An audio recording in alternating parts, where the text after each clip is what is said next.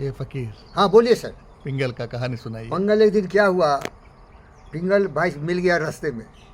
वो nature cure hospital है ना, उनका वहाँ तोटा गार्डन है। वो आए थे, राम का कुछ राम मंदिर चल रहा था वो, और हेड प्रीस्ट थे मोहम्मद अकबर। तो वो मिले हमको और हमको बुलाए, डॉक्टर साहब इधर आइए। और वहाँ मेरा शेड था, उन्हीं की माता जी का ज़मीन था, विजयलक्ष्मी मैडम। तो वहाँ शेड आप बनवाए थे, याद है आपको? बहुत पैसा लगा दिए थे, फालतू का आपका पैसा लगा दिए। तो बोले पानी गिर रहा है, डॉक्टर साहब आइए अंदर बैठ के बात करते हैं। बोला नहीं नहीं नहीं नहीं, मैं भीग रहा था, वो गाड़ी में बैठे थे, फिर मुझे हाथ पकड़ के खींच लिया, आइए गाड़ी में तो बैठ जाइए।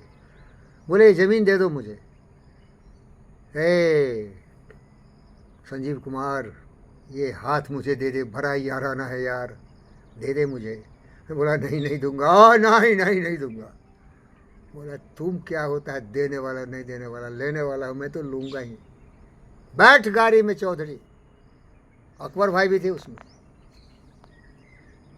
वो फ्रंट सीट पर बैठे थे, मुझे खींच के अकबर भाई दोनों बैठ गए पीछे सीट पर। बोले चौधरी साहब,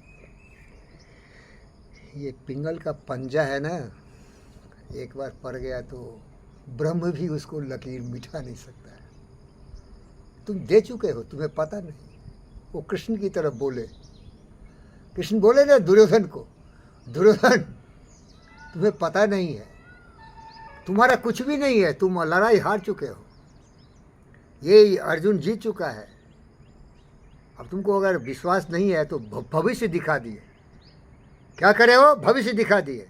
और देखो ये कुरुक्षेत्र है, तुम्हारी सारी सेनाएं मर चुकी हैं और तुम यहाँ तड़प रहे हो, मर रहे हो। तो वो ही बोले कृष्ण की तरह, तुम ये दे चुके हो चौधरी, तुम्हें मालूम नहीं है। अब देख मैं तो ईमानदार आदमी हूँ, इसके बदले में क्या चाहिए? क्या चाहिए? बोरा में भर के पैसा तैयार है, मैं ईमानदार हूँ, कभी धोखा नहीं दूंगा। लेकिन ये तो दे दो, ये तो दे दो इंस्पेक्टर, ये तो मैं ले लिया हूँ। क्या चाहिए? मैं सोचा ये महान व्यक्ति का इतना विश्वास है भाई, इन्हीं का दिया हुआ है। मैं बोला ले लीजिए आप। फिर ले गए, चारों तरफ घुमाए, और इतना बड़ा दिया भाई, वो देता है लेता कम है, देता ज़्यादा है। समझे क्या?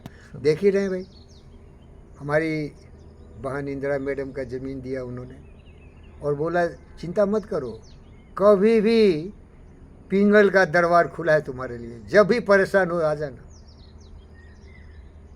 अरे वो दिया जिसकी कल्पना में किया था,